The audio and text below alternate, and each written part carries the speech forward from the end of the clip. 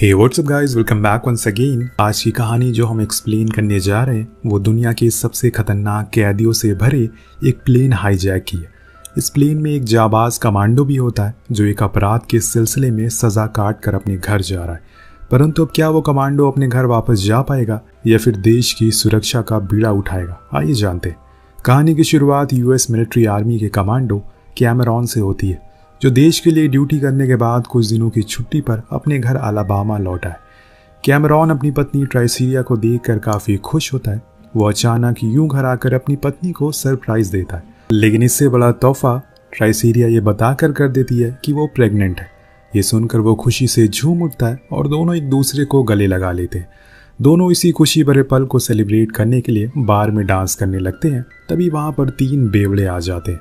नशे में धुत तीनों लोग ट्राइसीरिया को छेड़ने लगते हैं।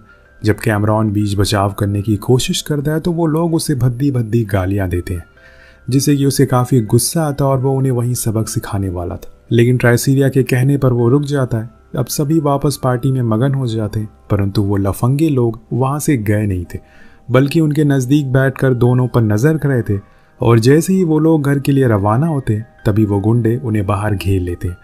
एक बार फिर वो तीनों बदतमीजी करने लगते हैं, यहाँ तक कि कैमरॉन की वर्दी के साथ खिलवाड़ करने लगते हैं, जो कि उसे किसी भी कीमत पर बर्दाश्त नहीं होता। और एक एक करके उन सभी को मारने लगता है। वो उन्हें बहुत ही बेरहमी से मारता है, जिस कारण एक शख्स की मौत हो जाती है और इस वजह से उसे पूरे 8 साल की सज़ा सुना दी जाती है। जज के मुंह से सज़ा सुनते ही कैमरॉन काफ़ी उदास हो जाता है, क्योंकि उसने ये सब अपने बचाव के लिए किया था। लेकिन अब क्या कर सकते हैं। अगले दिन उसे सलाखों के पीछे भेज दिया जाता है, जहां पर अब उसे अपने अगले 8 साल काटने थे।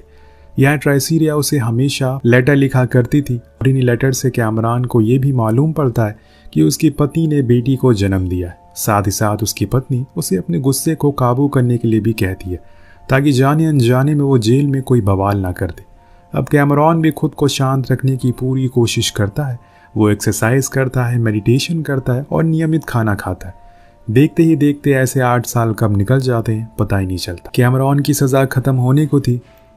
वो अपने घर वापस जाने के लिए बेताब था। यहाँ से उसे अलाबामा एक खास प्लान से ले जाया जा रहा था। उस समय अक्सर कैदियों को मेडिकल एग्जामिनेशन, हियरिंग और दूसरे बड़े जेलों में शिफ्टिंग के लिए एक प्लेन से ही ले जाया जाता था।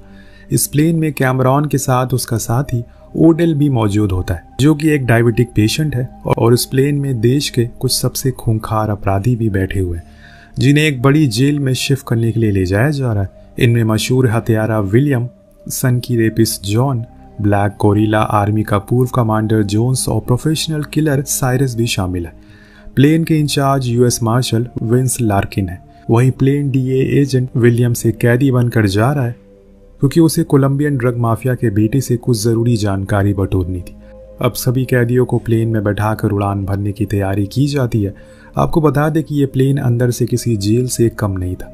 जहां कुछ खतरनाक कैदियों के लिए तो अलग से जेल बनाई गई थी, वहीं कुछ को बैठने का भी मौका दिया जाता है। जाते जाते विली का अधिकारी कहता है कि प्लेन में जितने भी लोग मौजूद हैं उन्हें बिल्कुल भी पता नहीं है कि तुम पुलिस वाले हो। सब तुम्हें बस एक कैदी समझ रहे हैं, इसीलिए अपना ध्यान रखना। और सुरक्षा के लिए उसे एक बंदूक भी चुपके से पकड़ा देते हैं। और प्लेन उड़ान भरता और सभी कैदी वहां से रफू चक्कर होने की तैयारी में जुट जाते हैं।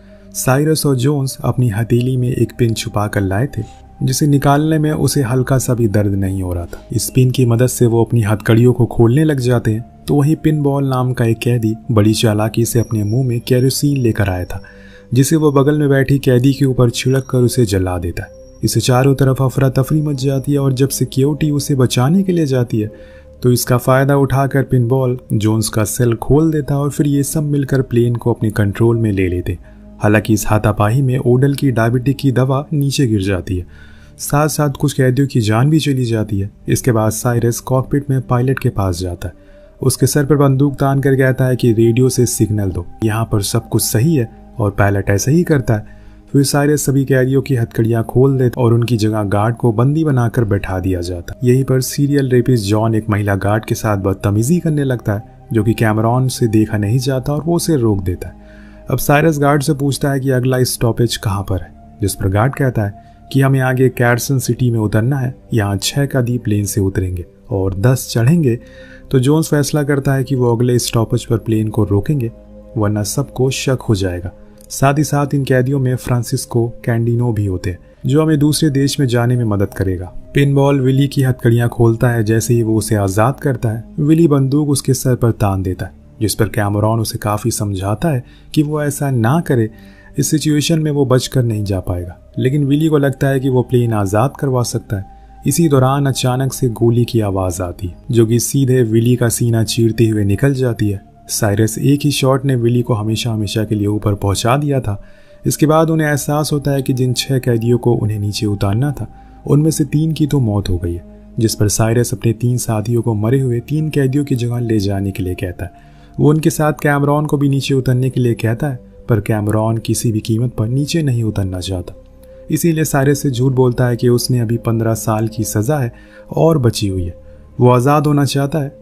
साइरस को कैमरॉन पर दया आ जाती है और कहता है कि ठीक है, एक काम करो, गार्ड जो कि मर गया है उसकी वर्दी उतार कर खुद पहन लो और प्लान के मुताबिक पायलट को कैदी की ड्रेस पहना दो, क्योंकि आप हमें इस पायलट की ज़रूरत नहीं है, हमारा दोस्त ईयल प्लेन उड़ा लेगा।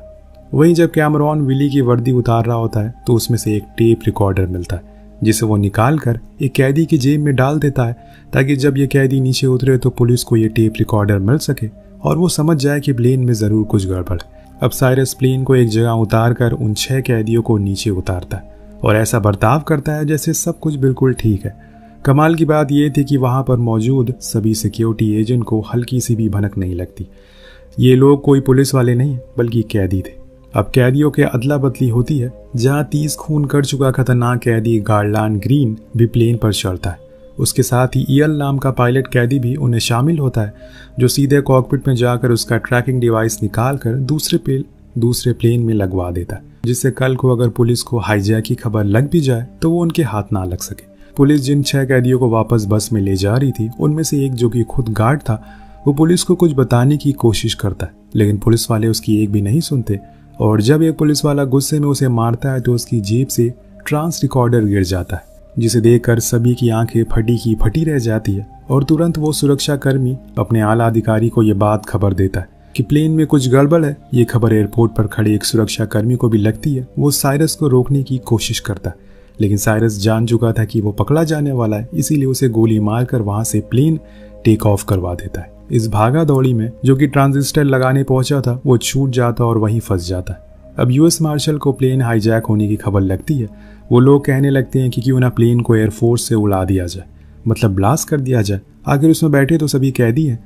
लेकिन विंस इसके खिलाफ था, क्योंकि प्लेन में कुछ इंसान अच्छे भी हैं और वो किसी भी कीमत पर निर्दोष की जान नहीं ले सकते। ऐसे में वो लोग प्लेन की लोकेशन ट्रेस करने की कोशिश करते हैं, पर लेकिन हकीकत में वो जिस प्लेन को ट्रैक कर रहे थे वो कोई और था, क्योंकि जैसे हम जानते हैं कि ट्रैकर कहीं और लगा हुआ है। अब प्लेन में साइरस और उसका साथी खतरनाक खूनी गार्लैंड को आज़ाद कर देते हैं। इधर कैमरॉन कॉकपिट में पहुंचकर साइरस से पूछता है कि हम लोग कहाँ जा रहे हैं, जिस पर वो कहता है कि हम यहाँ से एक सुनसान जगह लर्नर एयरफील्ड में लैंड करेंगे। वहाँ से किंडुनो के प्लेन में बैठकर हमेशा हमेशा के लिए इस देश को छोड़कर निकल जाएंगे। इतने में ईयल को प्लेन के गियर में कुछ खराबी महसूस होती है। वो साइरस से कहता है कि प्लेन में कोई गड़बड़ी लग रही है, गियर मशीन के पास जाकर देखो क्या दिक्कत है। अब साइरस अपने एक साथी के साथ कैमरॉन को वहाँ भेज देता है, जहाँ पर पिनबॉल की लाश पड़ी थी। कैदी कहता है कि जल्दी से नीचे फेंक दो। कैमरॉन पिनबॉल को नीचे फेंकने से पहले उसकी शर्ट पर लर्नर एयरफील्ड लिखकर लाश को आसमान से नीचे फेंक देता है, जो कि आखिरकार गाड़ी के ऊपर आकर गिरती है। इधर विंस को कुछ भी समझ नहीं आ रहा कि आखिर वो क्या करे, कैसे उन लोगों को पकड़ा जाए। तभी उसे मालूम पड़ता है कि प्लेन में एक पूर्व आर्मी कमांडो कैमरॉन भी मौजूद है, जिसकी सज़ा ख़त्म हो चुकी है और उसकी पत्नी और बेटी एयरपोर्ट पर इंतज़ार कर रहे हैं। अब वो दोनों के पास जाता है, जहाँ विंस को मालूम पड़ता है कि कैमरॉन एक जाबाज सिपाही है और उसने कोई भी खून नहीं किया, बल्कि ट्राइसीरिया की जान बचाने के लिए आत्मरक्षा में गोली चलाई और इसकी सज़ा वो आज तक भुगत रहा है। ये सुनकर विंस को काफ़ी बुरा लगता है। इसी दौरान ऑफिस में एक लेडी ऑफिसर आती है, उसे बताती है कि शहर से कुछ किलोमीटर दूर एक लाश मिली है, जो कि आसमान से नीचे गिरी है। ये बात विंस अपने सैन्य अधिकारी को बताता है और उन्हें यह भी बताता है कि कैमरॉन आज शायद आज़ाद होने वाला था, लेकिन वो जानबूझकर प्लेन में रहने का फैसला करता है, यहाँ तक कि गार्ड भी कर रहा है। जो टेप रिकॉर्डर उसकी जेब में डाला गया था वो किसी और ने नहीं बल्कि कैमरॉन ने ही रखा था। और अब इस लाश पर लिखा संदेश ये साफ बता रहा है कि कैमरॉन हमारी मदद करना चाहता है, परंतु DEA वाले उसकी बात पर विश्वास नहीं करते। वो एक दूसरे प्लेन में ट्रांसमीटर के साथ अन्य एयरप्लेन के साथ उसे ढूंढने निकल जाते हैं। अब विंस को समझ आ जाता है कि जो कुछ करना है बस उसे करना है। ये सब उनकी बात नहीं मानने वाले, इसीलिए वो तुरंत ही कैमरॉन के बताए पते पर अकेले निकल जाते हैं। उधर प्लेन में एक कैदी के हाथ कैमरॉन का रिलीज लेटर लग जाता है। वो समझ जाता है कि ये आदमी झूठ बोल रहा है और वो यहाँ भी जान जाता है कि कैमरॉन एक आर्मी ऑफिसर है। कैदी ये सब चेक कर ही रहा होता है कि पीछे से कैमरॉन आता है और उससे पहले कि वो खबर जाकर बाहर बताए वो उसे जान से मार देता है। वहीं विंस लर्नर एयरफील्ड पहुंचकर गाड़ी को एक साइड में छुपा देता है और खुद वॉच टावर में जाकर प्लेन की निगरानी करने लगता है। थोड़ी देर में प्लेन वहां पर आ जाता है, यानी कि कैमरॉन की बात बिल्कुल सही थी, लेकिन प्लेन को गलत तरीके से लैंड करने की वजह से उसके आगे का हिस्सा जमीन पर ही धंस जाता है। अब सभी कैदी नीचे उतरते हैं और साइरस फ्रांसिस्को से पूछता है हमारा प्लेन कब तक यहाँ आएगा। फ्रांसिस्को बताता है कि बस थोड़ी देर में। इस बीच साइरस एक कैदी को क्लॉक टावर के ऊपर चढ़कर निगरानी करने को कहता है और खुद अपना जाकर बचे अन्य पुलिस गार्ड और एक लाइन में खड़ा कर मारने वाला। लेकिन तभी कैमरॉन आ जाता है और साइरस को समझाता है कि हमें इन लोगों को मारने से कुछ भी नहीं मिलेगा, ये हमारे और भी काम आ सकते हैं, इन्हें मारना भी तो है तो बाद में मार देना, लेकिन अभी उनकी मदद से पहले प्लेन को निकालते हैं। ऐसे में सब लोग प्लेन को जमीन से निकालने के काम में लग जाते हैं। वहीं प्लेन में डायबिटिक के इंजेक्शन ना मिलने की वजह से ओडेल की हालत खराब होती जा रही थी, इसीलिए कैमरॉन इंजेक्शन ढूंढने के लिए जाता है। इधर कैमरॉन एक टेंट के अंदर जाता है जहां पर फ्रांसिस्को के कुछ आदमी पहले से मौजूद थे। वो उस पर हमला कर देते हैं और वो लोग कैमरॉन की जान लेने ही वाले थे कि तभी वहां पर विंस आकर उसे बचा लेता। लेकिन मौका पाकर वो दोनों एक दूसरे पर ही बंदूक तान देते हैं, क्योंकि इतना कुछ हो जाने के बाद कैमरॉन को अब किसी पर भी भरोसा नहीं रहा। लेकिन विंस उन्हें यह विश्वास दिलाने में कामयाब होता है कि वो एक पुलिस वाला है जिसे ट्राइसीरिया से कुछ देर पहले मुलाकात हुई थी। ट्राइसीरिया का नाम सुनते ही कैमरॉन अपनी बंदूक नीचे कर लेता है और शांत हो जाता है। अब विंस कैमरॉन से पूछता है कि जब तुम आज़ाद होने वाले थे तो तुम्हें ये सब करने की क्या ज़रूरत पड़ी, जिस पर वो जवाब देता है कि वो अपनी जान बचाने के लिए अपने दोस्तों की जान खतरे में नहीं डाल सकता। वहाँ पर कुछ अच्छे लोग भी हैं और उन्हें बचाना मेरा काम है।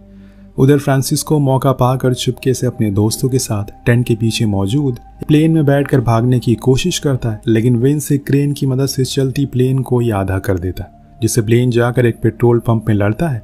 फ्रांसिस्को और उसके अन्य साथी बुरी तरह से जख्मी हो जाते हैं, लेकिन साइरस इस बार उसे बचता नहीं है, क्योंकि वो धोखा दे रहा था। उल्टा आग लगाकर पेट्रोल पंप के साथ पूरा प्लेन ही उड़ा देता है वो, जिससे इतना बड़ा विस्फोट होता है कि हर कोई दहल जाता है। वही विंस की खबर मिलते ही पुलिस की गाड़ियां एक एक करके वहां पर पहुंचने लगती है। हालांकि तब तक वो सभी कैदी मिलकर प्लेन को बाहर निकाल चुके थे और साइरस के साथ साथ बाकी कैदी भी पुलिस वालों पर हमला करने के लिए पूरी तरह तैयार हो जाते।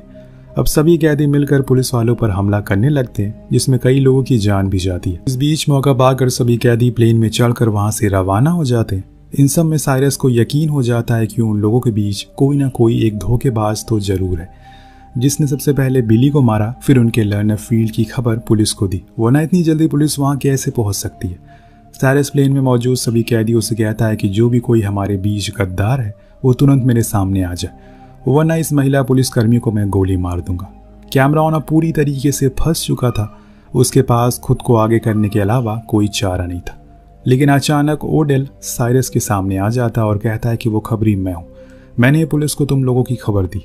अब ओडेल अच्छे से जानता है कि कैमरॉन के अलावा कोई भी उन लोगों को नहीं बचा सकता, इसीलिए वो खुद को आगे कर देता है और साइरस ओडेल को गोली मार देता है, जिससे उसके शरीर का काफ़ी खून बह जाता है, लेकिन अभी भी उसके अंदर थोड़ी सी जान बाकी थी। दूसरी तरफ DEA के अधिकारी चॉपर से प्लेन पर हमला करने की तैयारी करते हैं, लेकिन विंस ऐसा करने से मना करता है और बार बार उनकी और प्लेन के बीच आ जाता है। DEA और कैदियों के बीच गोलीबारी खत्म होने का नाम ही नहीं ले रही थी। यहाँ अपने दोस्त की जान बचाने के लिए कैमरॉन सभी से लड़ते हुए सीधा कॉकपिट में पहुंचकर पायलट को प्लेन लैंड करने के लिए कहता है। वहीं वॉकी टॉकी से DEA अधिकारी को कहता है कि यहाँ पर कुछ मासूम पुलिस वाले भी हैं, कुछ लोग घायल भी हैं, हम सभी नीचे उतर रहे हैं, तुम्हें प्लेन पर हमला करने की कोई ज़रूरत नहीं है। परंतु गोलियां लगने की वजह से प्लेन काफ़ी ख़राब हो चुका था, उसका एक इंजन तो बिल्कुल भी काम नहीं कर रहा था। ऐसे में लैंड करना तो थोड़ा प्लेन को कुछ और दूर ले जाना भी मुश्किल हो रहा था। प्लेन सीधा जाकर न्यूयॉर्क सिटी में उतरता है। पुलिस फौरन जाकर प्लेन की चारों तरफ घेर लेती है, जहां पर कैमरॉन अपने घायल दोस्त ओडेल को एम्बुलेंस में पहुंचाकर बाकी के गार्ड को भी छुड़ाता है। साथ साथ पुलिस अन्य कैदियों को दोबारा से हिरासत में ले लेती है। मगर इसी बीच साइरस, यल और जोन्स एक ट्रक में बैठकर वहां से भागने की कोशिश करते हैं। कैमरॉन और विंस की नज़र उस पर पड़ती है और दोनों उसका पीछा करने लगते हैं। कैमरॉन बाइक को काफ़ी तेज़ चलाते हुए ट्रक में कूद पड़ता है और जोन्स और रियल को काफ़ी मारता है। वो साइरस को इतना मारता है कि उसे एक ट्रक में ही बांध कर दूसरी तरफ फेंक देता है और ट्रक सीधा जाकर एक कंटेनर से लड़ जाती है, जिससे बहुत बड़ा ब्लास्ट होता है और इसमें साइरस के साथ साथ बाकी के साथी भी मारे जाते हैं। इस घटना में कैमरॉन को भी काफ़ी चोट आई थी, लेकिन उसका सारा दुख दर्द तब मिट जाता है जब वो अपनी बेटी और अपनी पत्नी को देखता है। अब यहाँ कैमरॉन को छोड़ दिया जाता है, साथ ही साथ इस बहादुरी के लिए उसे पुरस्कार भी मिलता है, क्योंकि यह कैमरॉन ही था जिसकी वजह से पुलिस उन खतरनाक कैदियों को वापस पकड़ पाई। लेकिन इन कैदियों में एक नाम अभी तक लापता था। वो था 30 लोगों का खून करने वाला गारलैंड ग्रीन, जो देश के किसी कोने में आज़ादी के साथ घूम रहा है। इसी के साथ ये कहानी यहीं ख़त्म हो जाती है। तो दोस्तों आज के लिए बस इतना ही। अगर वीडियो अच्छी लगी तो लाइक ज़रूर करिएगा। मिलते हैं अगली वीडियो में। Thank you so much watching. Peace out.